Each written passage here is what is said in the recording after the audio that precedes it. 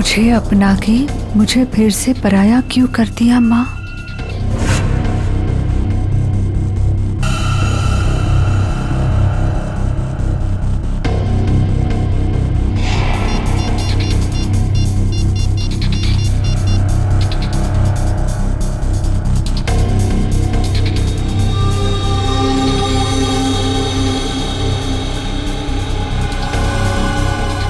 क्या आपने मुझसे कभी प्यार नहीं किया माँ?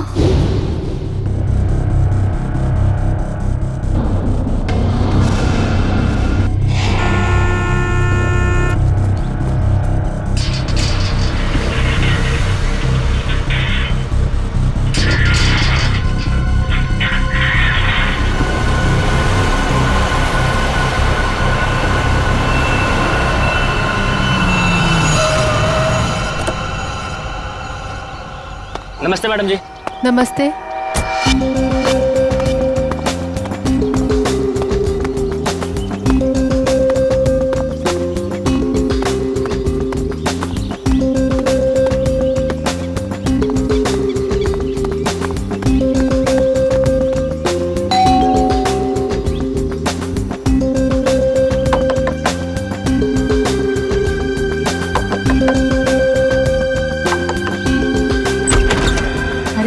दरवाजा कैसे खुला है? विनीता, विनीता, विनीता, कहाँ हो तुम? सो रही हो क्या? विनीता। अंकल, आंटी, कोई आवाज क्यों नहीं दे रहा है?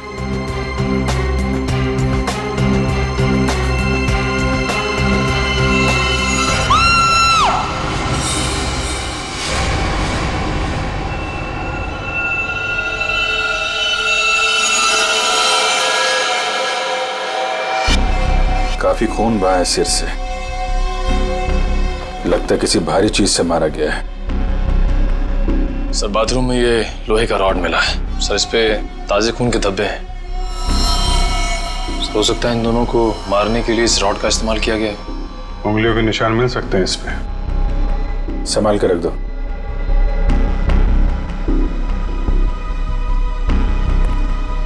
वैशाली जी, आपने सबसे पहले देखा लाशों को? मैंने और मेरी फ्रेंड विनीता ने टेनिस खेलने का प्लान बनाया था। जब मैं यहाँ आई तो विनीता मुझे नहीं मिली और अंकल आंटी की लाश के आसपास किसी को देखा था? यहाँ पे कोई नहीं था। और बाहर का दरवाजा खुला हुआ था? जी, पर मुझे विनीता की फिक्र हो रही है क्योंकि उसका फोन सुबह से बंद आ रहा है। विनीता का कोई फोटो है आपके पास? फोटो तो ये रही। वंश सर, ये फोटो सब चेक ना किया और पुलिस स्टेशन में भेजो, इसकी जान को खतरा हो सकता है। सर। और आप हैं यहाँ के वॉचमैन। वॉचमैन का मतलब समझते हो? घर का रखवाला। ये रखवाली की तुमने अपने मालिक और मालकिन की? कैसे कहूँ साहब, अब तो ये बोझ पूरी जिंदगी मेरी आत्मा पर रहने वाला। तुम्हारे रहते हुए खूनी अंदर आया तो आया कैसे? ये बात तो मेरे लिए भी पहेली बनी हुई है। ऐसी पहेली सुलझाना सीआईडी को अच्छी तरीके से आता है। प्लीज साहब, मेरे बाबूजी से इस तरह बात मत कीजिए, ये दिल के मरीज है और अगर इन्हें कुछ हो गया तो मेरा क्या होगा? चुप कर, माफ करना साहब, मेरा बेटा है, मुझसे बहुत प्यार करता है। चल जा, बाहर जाके बैठ।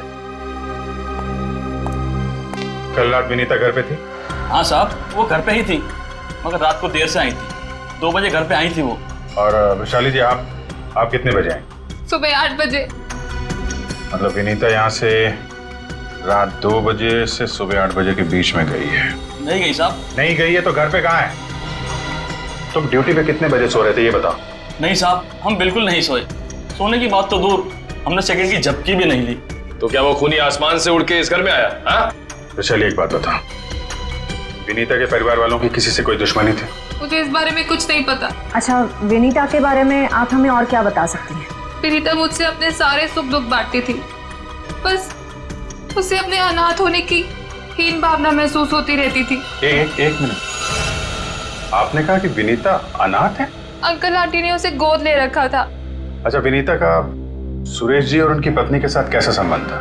बहुत अच्छा था, जैसे कि उसके सगे माँ बाप हो।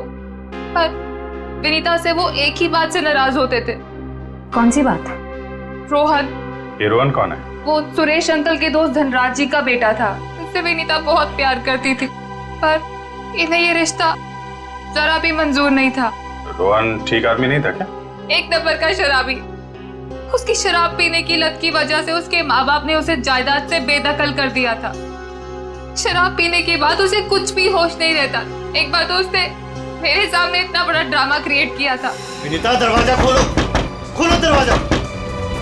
मैंने कहा दरवाजा खोलो वरना मैं दरवाजा तोड़ दूंगा। रोहन, मैं तुमसे अभी कोई बात नहीं कर सकती, प्लीज चले जाओ यहाँ से। मुझे अभी बात करनी है, मुझे इसी वक्त बात करनी है। खोलो दरवाजा, खोलो।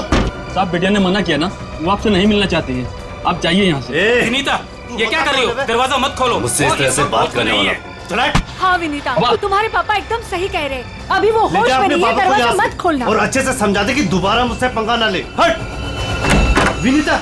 ये क्या ड्रामा लगा रखा है रोहन? चलो अभी चलो यहाँ से।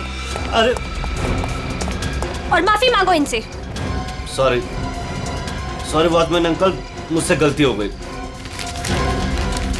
ये मेरी बदतमीजी की कीमत। दारू पी के तुम कुछ भी करते हो ना, कुछ भी बकते हो। चलो यहाँ से, चलो रोहन। हो सकता है इस रोहन ने शराब के नशे में आके सुरेश जी और उनकी पत्नी का खून कर दिया, और फिर विनीता को अपने साथ लेकर चला गया। इस रोहन का नंबर है आपके पास? हाँ, नंबर तो है मेरे पास। 1982345561।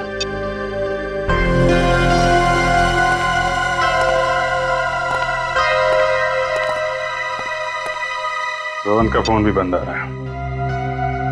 सर, अब एक बात समझ में नहीं आ रही है। अगर वो खूनी मेन गेट से अंदर नहीं आया तो फिर कहाँ से आया? घर को चेक करते हैं।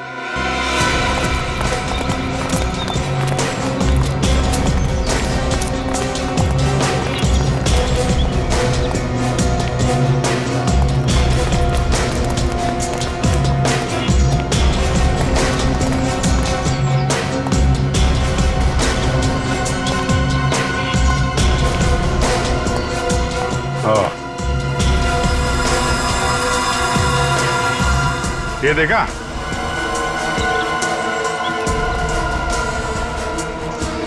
लगता है खूनी यहाँ से अंदर आया और फिर यहीं से बाहर भाग गया। सर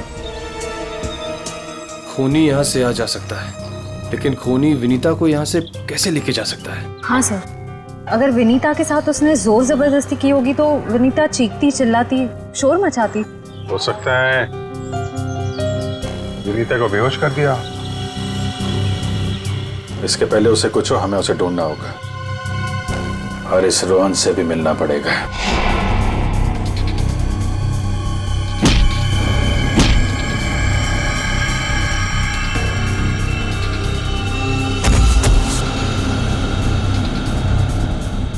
सर, अभिजीत सर ने रोहन का यही का पता बताया।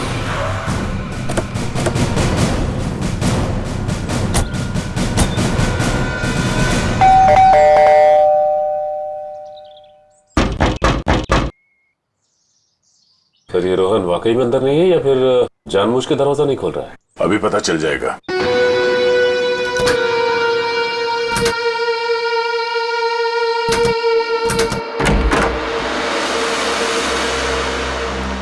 हो सकता है उसने विनीता को यहीं कहीं छुपा के रखा हो। घर में सामान भी ज्यादा नहीं है, पूरा घर खाली दिखाई दे रहा है। हाँ, वैसे भी कंगाल है वो। माँ बाप ने तो बेदखल कर दिया था उसे। सचिन,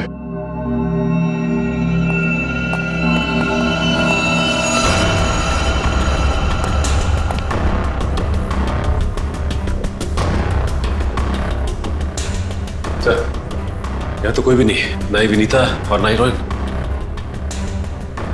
हो सकता है उसने अपना ठिकाना बदल दिया। काम करो, घर की तलाशी लो, कोई ना कोई सुराग जरूर मिलेगा।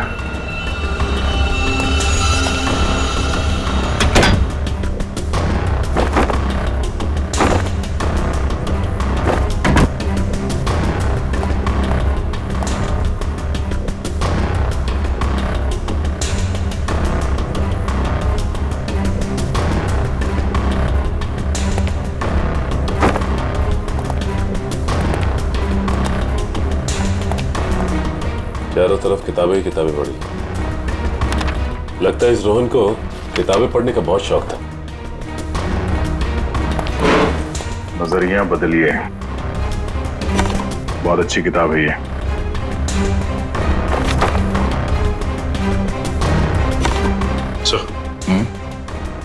ये देखिए, इस डस्टबिन में ये दस्ताने पड़े थे। लगता है किसी ने अभी भी जलाया। मतलब इन दस्तानों का इस केस से कुछ लेना देना है।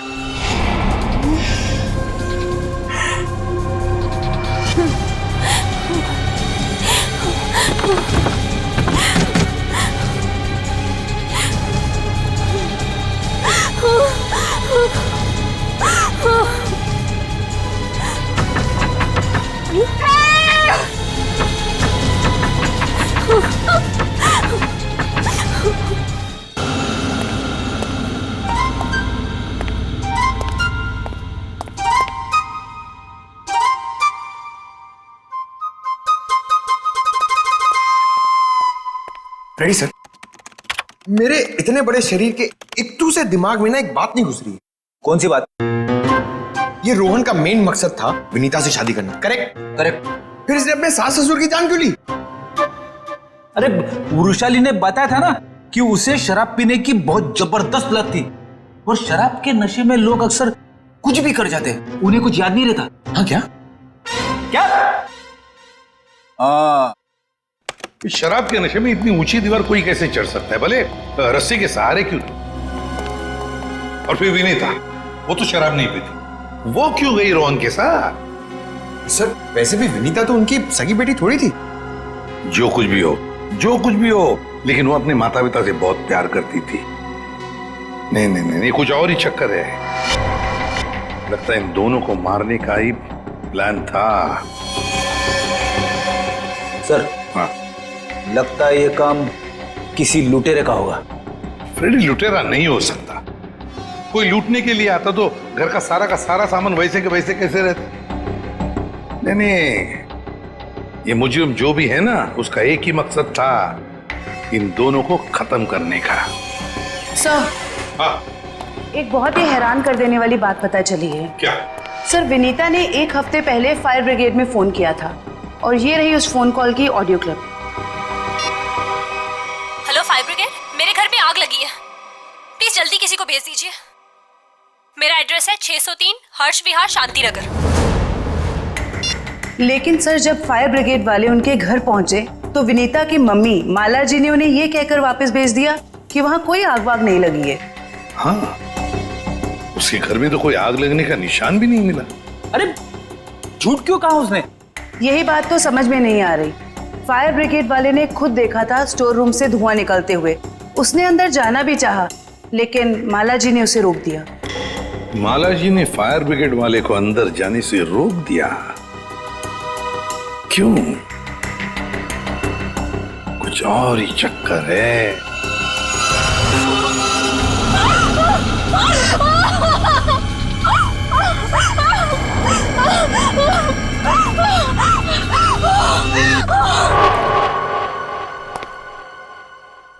छान मारो इस जगह को अच्छी तरह से, कुछ ना कुछ जरूर मिलेगा।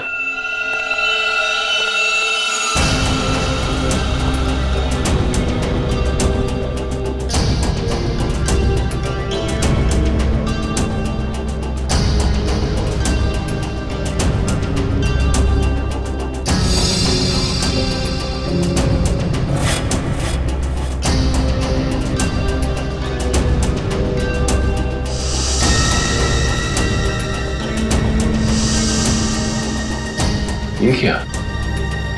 क्या हुआ सर? सीलिंग पे पेंटिंग बनाया। बड़ी ही अजीब बात है। देखते हैं।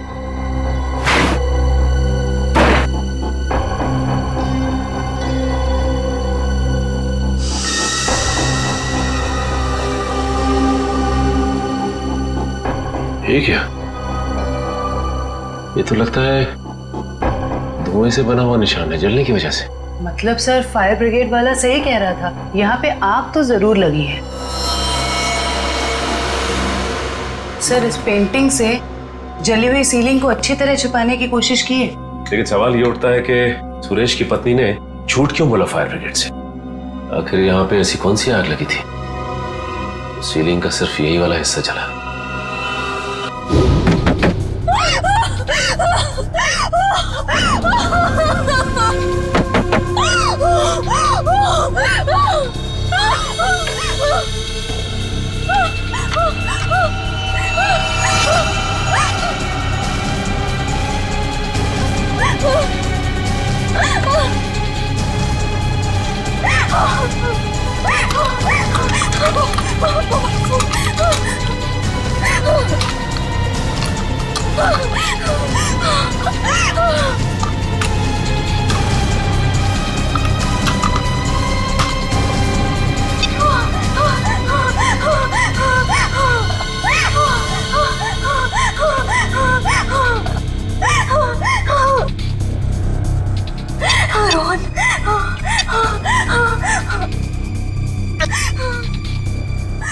रोहन फोन क्यों नहीं उठा रहा?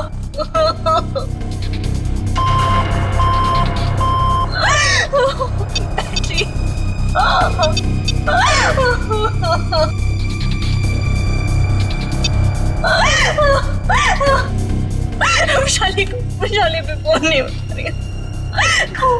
बैटरी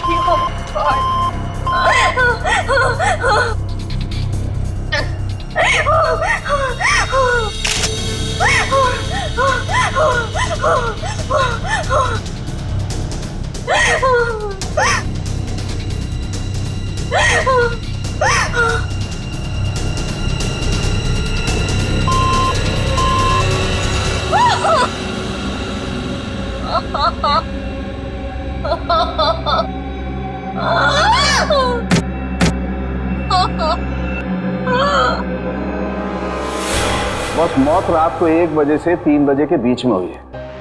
और सर वॉचमैन कह रहा था कि विनीता रात को 2 बजे घर लौटी थी। सर अगर खून उससे पहले हुए होते तो वो चीखती चिल्लाती या बाहर जाती। मतलब खून 2 और 3 बजे के बीच में हुए हैं। सालून के साहब, हमें जो लोहे का रॉड मिला था उसके ऊपर से खूनी के उंगलियों के निशान मिले या नहीं? नहीं, बस कोई उंगलियों के निशान नहीं मिले। नहीं मिले? रोहन के घर में से हमें आधे जले हुए ग्लव्स मिले थे। कहीं रोहन ने वो ग्लव्स तो नहीं पहने थे ये खून करते वक्त? हो सकता है, तारिका वही चेक कर रही है। सर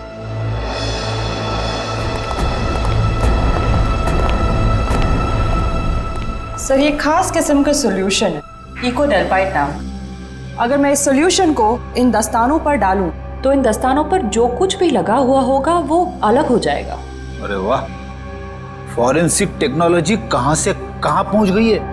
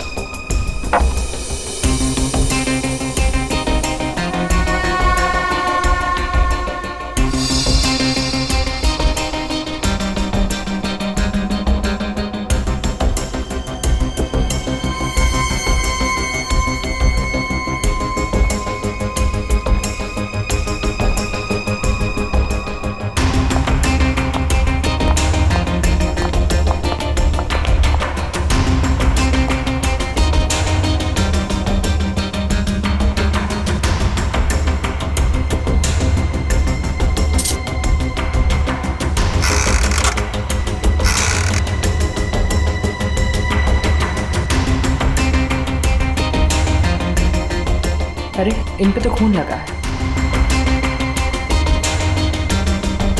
देखते हैं किसका है।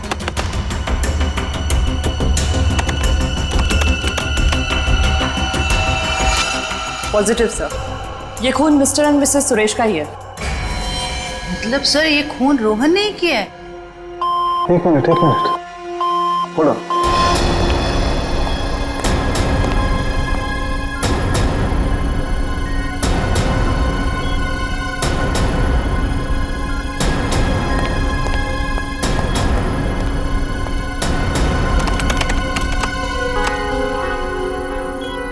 बस वो देखो, दस्तानों पर ये जो दिखाई दे रहे हैं ये रस्सी के रेशे। सर कहीं ये वही रस्सी तो नहीं जो हमें विनीता के घर के बाहर मिली थी? ये डॉक्टर साहब का कंप्यूटर कैसा है? टी करते रहता है। बस दस्तानों पर रस्सी के रेशे के अलावा कुछ और भी है। क्या? थोड़ा वक्त दो, पता लगाता हूं।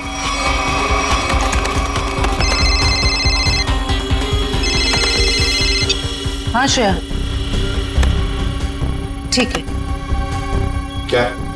सर विनीता का फोन थोड़ी देर के लिए ऑन हुआ था, उसके घर के बिल्कुल करीब। और सर उसने सोशल नेटवर्किंग साइट पे अपनी दोस्त को एक SOS मैसेज भी भेजा है। श्रेया मुझे लिंक अभी भेज रही है सर, ये देखिए सर। मैं घुटन से मर रही हूं, प्लीज मुझे बचाओ। Vinita, my God.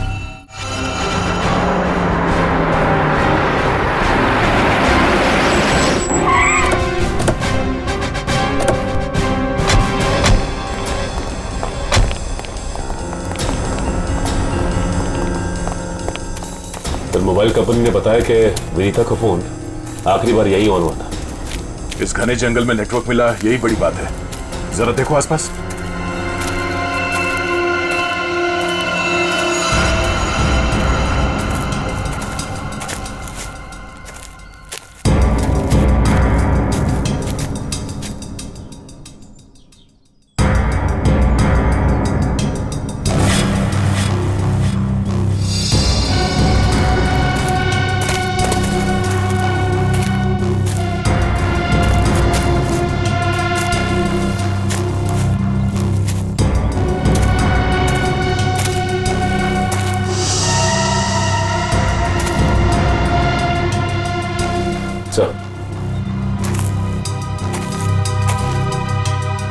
सामने एक झोपड़ी दिखाई दे रही है।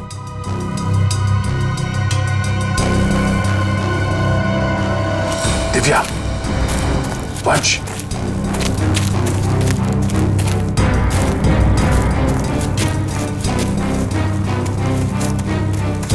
चौकन्ने रहना।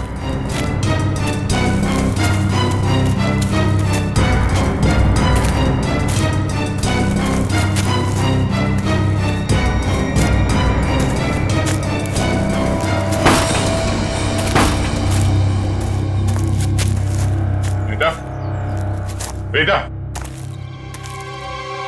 तो तलाशी लो।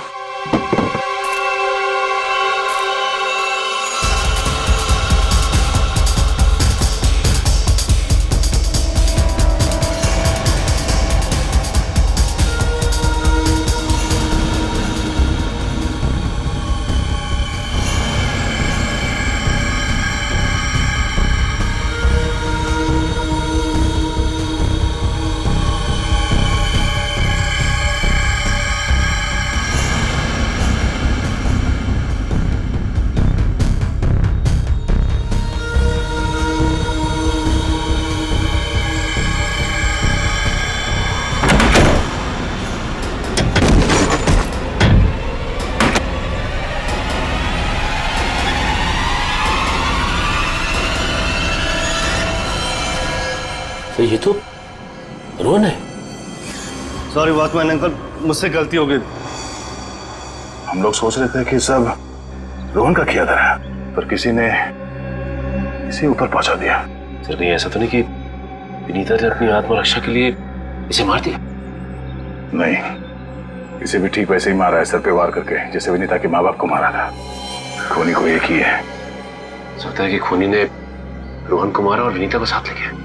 हो सकता है, या ये भी हो सकता है कि वो यही कहीं आसपास हो। तो देखो,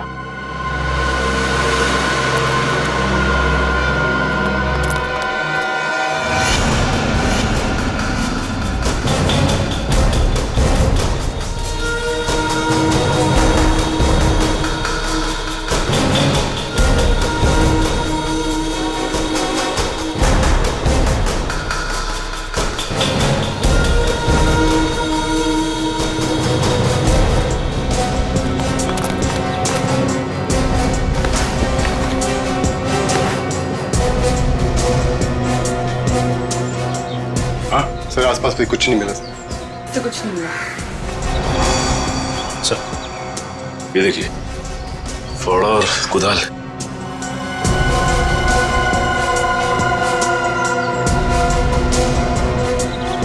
कहीं जमीन के नीचे तो नहीं? यहाँ पे खुदाई का सामान पड़ा हुआ है, जरा फावड़ा दिखा ना।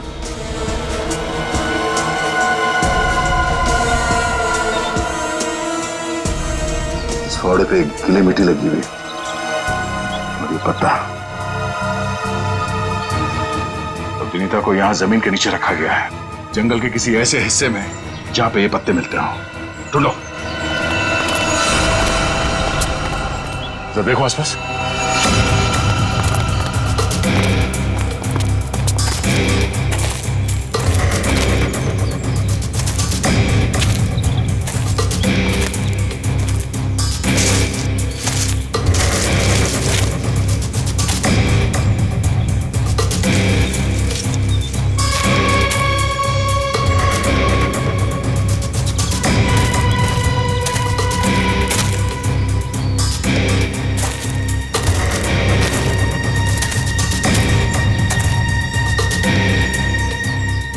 सचिन, वंश, दिव्या, ये देखो, लगता है हाल फिलहाल में यहाँ खुदाई हुई है। वंश, खुदाई का औजार लिया जल्दी। सर।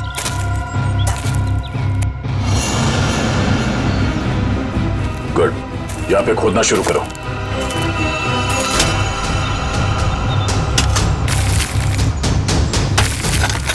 एक मिनट हट जाओ।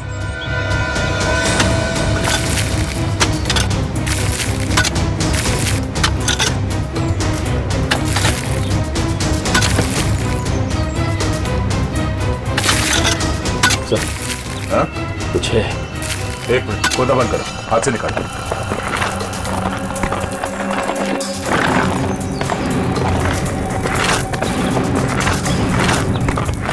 तो इसके अंदर तो नहीं?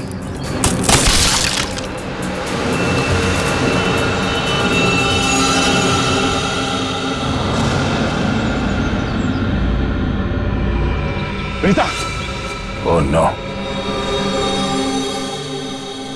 सांसें धीमी चल रही है, इसे अस्पताल ले जाना होगा। निकालो उसको बाहर जल्दी। हाथ दो, निकालो बाहर निकालो, पैर पकड़ो उसके। चलो।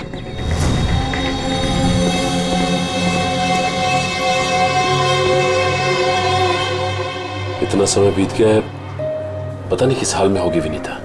हम तो वक्त रहते उसे यहाँ ले आए, उम्मीद तो यही है कि वो ठीक हो जाएगी।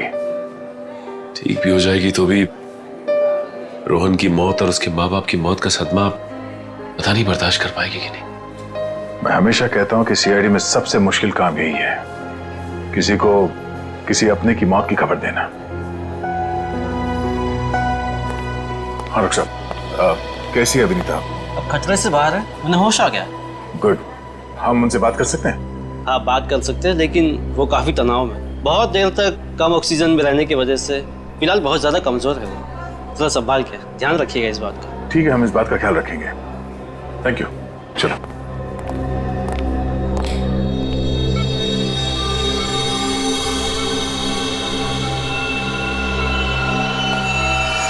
अरे नहीं नहीं नहीं, लेटे रहो, आराम करो। Thank you sir. डॉक्टर ने बताया कि आप लोगों ने मेरी जान बचाई। अरे हम तो बस एक जरिया थे, जान बचाने वाला तो वो है। ये ऊपर वाले की भी मुझे समझ नहीं आती। जब उसने मेरी जान बचाई तो मेरे मम्मी पापा की जान भी बचा लेते। तो तुम्हें अपने माता पिता के मर्डर के बारे में पता है? हाँ जी सर, जिस वक्त ये सब हुआ मैं नीचे हॉल में रोहन से फोन पे बात कर रही थी, तभी मैंने कुछ आवाजें सुनी। फिर क्या हुआ? और जैसे ही मैं दौड़ के ऊपर गई तो किसी ने मुझे क्लोरोफॉर्म सुंघा दिया, लेकिन मैं पूरी तरह से बेहोश नहीं हुई थी। और किसी ने मेरी आंखों के सामने मेरे मम्मी पापा का खून कर दिया। सर, जिस किसी ने भी मुझे दोबारा अनाथ किया है, आप प्लीज उसे छोड़िएगा मत। उसे फांसी होनी चाहिए, फांसी। बिल्कुल, तुम्हारे माता पिता और रोहन के खूनी को हम क्या? रोहन का भी खून हो गया? अब मैं किसके सहारे जीऊंगी? प्लीज सर, संभालिए अपने आप को, प्लीज। अच्छा ये बताइए कि आपको कब पता लगा कि आप उस बॉक्स के अंदर बंद हैं? जब मेरी आंखें खुली तो मैं एक घुटन भरे बक्से में थी। मुझे नहीं पता था कि किसी ने मुझे जिंदा दफन कर दिया। अच्छा विनीता, उनमें से किसी का चेहरा देखा था तुमने? नहीं सर। ठीक है। आरोप साहब, दया, वो जो रस्सी है, उस रस्सी पर मुझे भेड़ का बाल मिला है। उस रस्सी पे भेड़ का बाल मिला? हाँ दया, भेड़ का बाल। और भेड़ भी ऐसी वैसी नहीं, हिमालय पर रहने वाली भेड़। ओह, मतलब वो रस्सी किसी ऐसे आदमी का है जो हिमालय पर्वत के आसपास जाके आया है या फिर वहीं का रहने वाला है? बिल्कुल बिल्कुल। ठीक है डॉक्टर साहब, मैं आपसे बाद में बात करता हूँ। ओके। अच्छा हाँ दया, विनीता कैसी है? ठीक है, होश आ गया उसे। गुड गुड, चलो ठीक है फिर, बाय। Okay sir. विनीता, ये बताओ कि तुम्हारे आसपास में कोई ऐसा आदमी है जो हाल ही में हिमालय जाके आया था क्या, या फिर वहीं का रहने वाला हो जो यहाँ पे आया हो? सिर्फ हिमालय पे नहीं, नेपाल भी गए थे मम्मी पापा। अच्छा, कब की बात है? 1 महीने पहले की। वो खुद से वहां गए थे या ये ट्रैवल एजेंट के जरिए टूर पैकेज में? टूर बुक करवाया था सर। इससे उनके पैसे भी बच जाते थे और उनके नए दोस्त भी बन जाते थे। लेकिन उन्हें नहीं पता था कि ये टूर उनकी जिंदगी का आखिरी टूर होगा। संभालो अपने आप को। विनीता, हमें उस ट्रैवल एजेंट का नंबर चाहिए। सर, विनीता के माता पिता के साथ जितने भी लोग नेपाल गए थे उन सभी से पूछताछ कर लिए। तो क्या पता चला? सर, नेपाल में एक अनाथ आश्रम है। सुरेश जी और माला जी जब भी नेपाल जाते थे वो इस अनाथ आश्रम में जरूर जाते थे। बानवीर संस्था। विनीता को भी तो यहीं से गोद लिया था माला और सुरेश ने। जी सर। हाँ, देखते जरा इनसे बात करके। हेलो, देखिए मैं एसीपी प्रद्युमन बोल रहा हूँ सीआईडी से, या मुंबई। अच्छा देखिए, मुझे माला और सुरेश के बारे में कुछ इंफॉर्मेशन चाहिए। हाँ हाँ, वो 1 महीने पहले आपके यहाँ आए थे ना? अच्छा अच्छा, तो प्लीज एक काम करेंगे आप, वो फोटोग्राफ्स हमारे सीआईडी के वेबसाइट पर मुझे भेज देंगे आप? Okay, thank you. क्या हुआ सर? किसकी तस्वीरें मंगवाई आपने? विनीता को गोद लेने से पहले सुरेश और माला ने इसी अनाथ आश्रम से 1 साल पहले एक लड़के को गोद लिया था, गोविंद नाम में। गोविंद, लगता है फोटोग्राफ्स आ गए।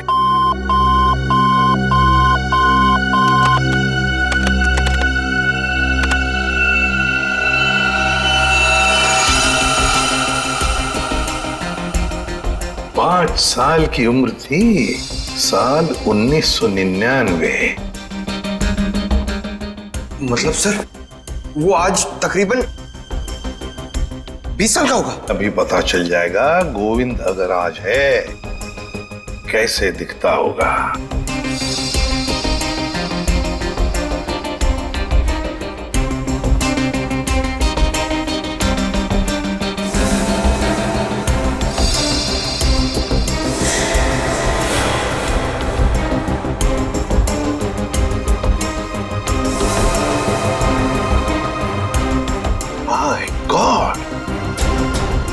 माय गॉड, ये गोविंद है।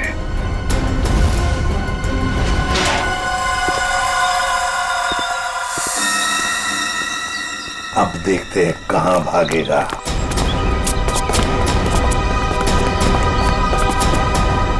ठीक है सर, हमें देख के अंदर भाग गया है। जब गीदड़ की मौत आती है तो वो शहर की तरफ भागता है, मगर ये तो अंदर भाग गया।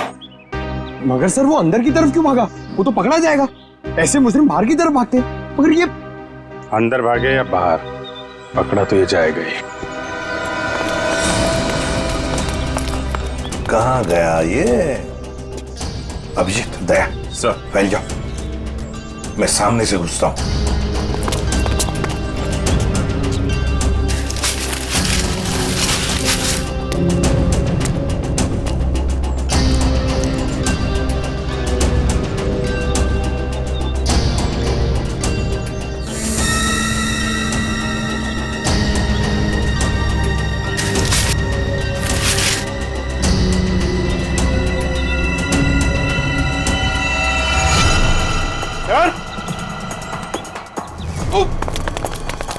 सर!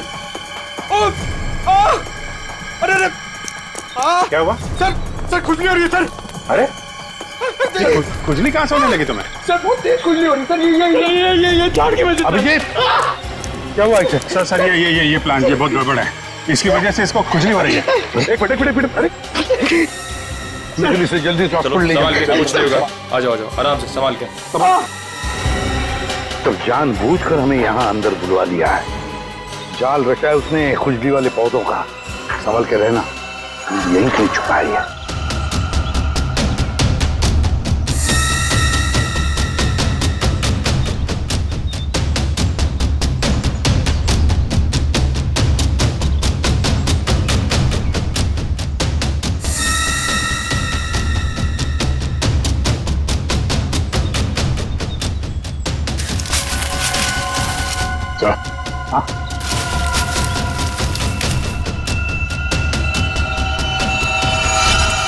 चलो वहां देख लो, बहुत बना लिया पौधों को हथियार।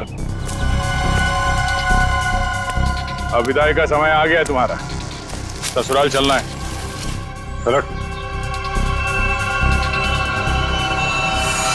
प्लीज साहब, मेरे बाबूजी से इस तरह बात मत कीजिए।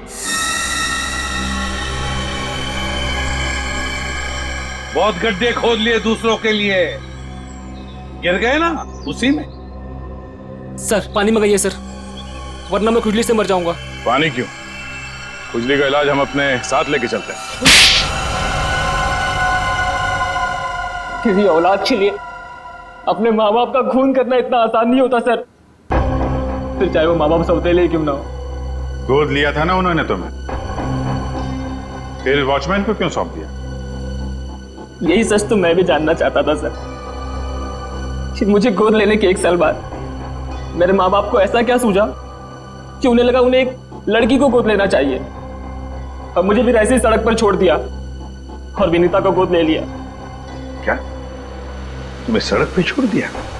हाँ सर, ऐसा बर्ताव तो कोई अपने जानवर के साथ भी नहीं करता, जैसा उन लोगों ने मेरे साथ किया। वो तो भला हो मेरे बाबूजी का, जो उन्होंने मुझे रोता हुआ बस स्टॉप पर देखा और अपने साथ अपने घर ले गए, और तब मेरी अच्छी परवरिश की उन्होंने। सुरेश और माला ने पहचाना नहीं तुम्हें? नहीं सर, मैंने हाल फिलहाल में उनके घर जाना शुरू किया था। मेरे बाबूजी की उम्र हो गई थी, तो मुझे लगा मुझे नौकरी करनी चाहिए।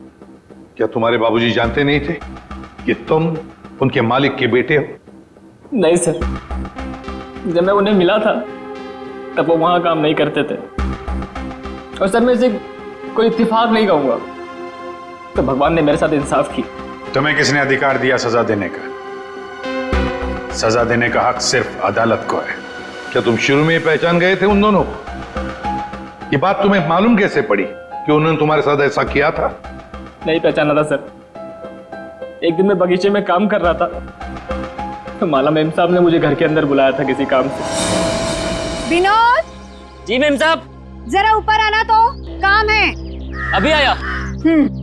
जी मैम साहब। विनोद, देखो ये पुरानी अलमारी है, इसे ठीक से स्टोर रूम में रख देना। हाँ जी मैम साहब। हाँ।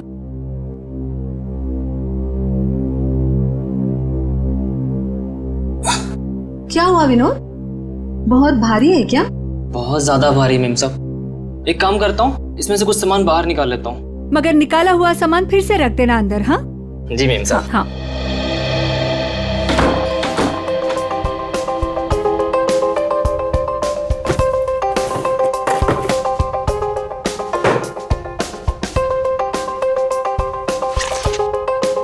कितनी प्यारी प्यारी ड्राइंग्स हैं।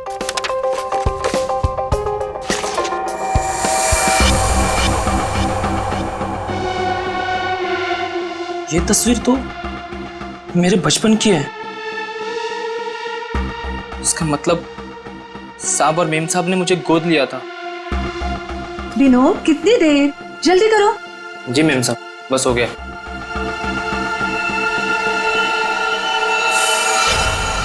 और फिर तुम नेपाल गए सच्चाई का पता लगाने?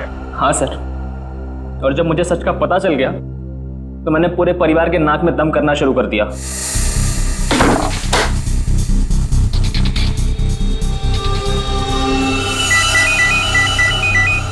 किसका फोन है? हेलो हेलो, अरे जवाब क्यों नहीं दे रहे हो? हेलो, कौन है? ऐसा क्यों किया? कौन बोल रहा है? आपका बेटा। बेटा? क्या? बताइए, ऐसा क्यों किया? मुझे अपना बनाकर फिर से अनाथ क्यों कर दिया? देखो, ऐसी बातें फोन पर नहीं होती हैं। आमने सामने मिलो, फिर बैठ के बात करते हैं। बताइए कहाँ मिलना है? मेरे घर। ठीक है, पहुंच गया।